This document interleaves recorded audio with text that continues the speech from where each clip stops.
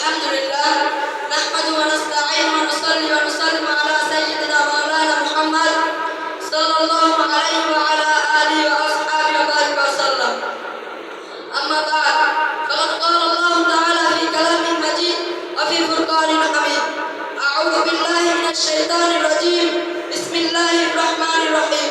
اقرأ باسم ربك الذي خلق خلق الإنسان من علق اقرأ وربك الأكرم الذي علم بالقلم علم الإنسان ما لم يعلم. قال رسول الله صلى الله عليه وسلم: أدبني ربي فأحسن تأديبي وعلمني ربي فأحسن تعليمي. وقال رسول شان حبيبي ونبيي مخبرا وآمرا: إن الله وملائكته يصلون على النبي يا أيها الذين آمنوا صلوا عليه وسلموا تسليما. সকলে মহব্বতের সাথে দরুদ শরীফ পড়ি। আল্লাহুম্মা সাল্লি আলা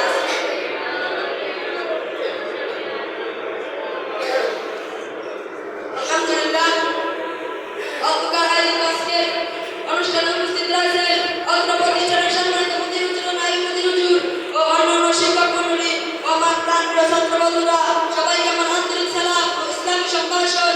আসসালামু আলাইকুম ওয়া রাহমাতুল্লাহি ওয়া বারাকাতুহু।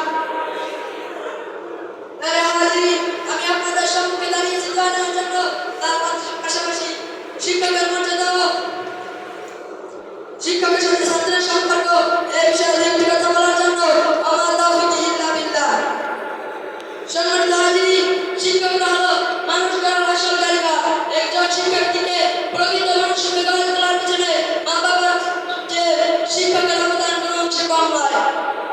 কোনো কোনো ক্ষেত্রে মা বাবার চেয়ে একজন শিক্ষকের অবদান বেশি। সম্মানিত হাজিরিন, মহান আল্লাহ পাক রব্বুল আলামিন শিক্ষকদেরকে আলাদা মর্যাদা ও সম্মান দান করেছেন। ফলে মুসলিম সমাজে শিক্ষক মানেই আলাদা সম্মান ও মর্যাদার অধিকারী। শিক্ষাকে যদি যাবতীয় উন্নয়নের চালিকা শক্তি হিসাবে বিবেচনা করি, তাতে শিক্ষকের গুরুত্ব ভূমিকা অপরিসীম। বলতে গেলে এর বিকল্প কিছু নেই। শিক্ষককে যথাযথ সম্মান ও মর্যাদা করা পবিত্র কালামে মাজিদের মধ্যে নাজিলকৃত প্রথম আয়াতে আল্লাহ পাক রব্বুল আলামিন জ্ঞান অর্জন ও শিক্ষা সংক্রান্ত কথা বলেছেন।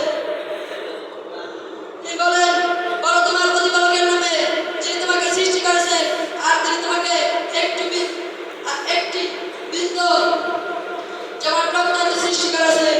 আর তোমার প্রতিপালক পরম সম্মানিত, তিনি কলম দ্বারা মানুষকে শিখিয়েছেন যা সে জানে না। শিক্ষকের স্থান হলো সর্বোত্তম। রাসূল পাক সাল্লাল্লাহু আলাইহি ওয়াসাল্লামকে শিক্ষকের মর্যাদা দিয়েছেন। মানব জাতির জন্য তাকে শিক্ষক হিসেবে প্রেরণ করেছেন। এই জন্য শিক্ষা খুশির সবার করে। রাসূল পাক সাল্লাল্লাহু আলাইহি ওয়াসাল্লামের হাদিস, রাসূল পাক সাল্লাল্লাহু আলাইহি ওয়াসাল্লাম বলেন: তোমরা জ্ঞান অর্জন করো এবং জ্ঞান অর্জনের জন্য আদব শিষ্টাচার শেখো। রাসূল পাক সাল্লাল্লাহু আলাইহি ওয়াসাল্লাম আর বলেন: তোমরা যার কাছে জ্ঞান অর্জন করো তাকে মর্যাদা ও সম্মান প্রদান করো।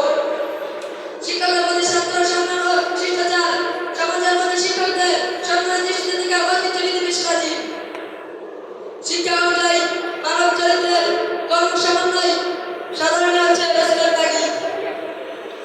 হাদিসে বর্ণিত হয়েছে, আল্লাহর পরে এবং রাসূলের পরে ওই ব্যক্তি সর্বাপেক্ষা মহানুভব ও সম্মান মর্যাদার অধিকারী যে জ্ঞান অর্জন করে এবং পরে তা প্রচার করে।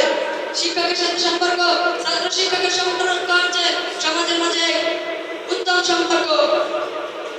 ছাত্র সবসময় শিক্ষকের কাছে চিরঋণী। কেননা ছাত্র মানুষের মধ্যে মানুষ হওয়ার ক্ষেত্রে শিক্ষকের অবদান সবচেয়ে বেশি থাকে।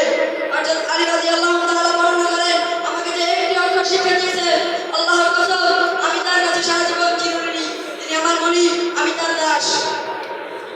সে আমাকে যা ইচ্ছে তা করতে পারে।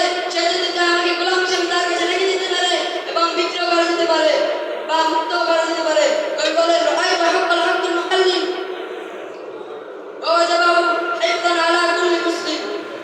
আমি জেনেছি ওস্তাদের অধিকার সবচেয়ে বড় অধিকার, আর অধিকার রক্ষা করা প্রত্যেক মুসলমানের জন্য আবশ্যক।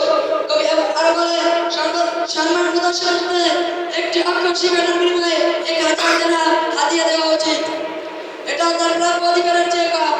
প্রিয় ছাত্র বন্ধুরা, আমাদের সকলের উচিত আমাদের প্রিয় শিক্ষকের যথাযথ সম্মান ও মর্যাদা প্রদর্শন করা। কখনো তাদের সাথে বেয়াদবি না করা, অসৎ আচরণ না করা, সবসময় তাদের মধ্যে উপস্থিত থাকা, সুসম্পর্ক করা ও তাদের কাছ থেকে দোয়া নেওয়া। এই বলে আমি আমার আলোচনা এখানে শেষ করছি। সকলে আমার জন্য দোয়া করবে। আসসালামু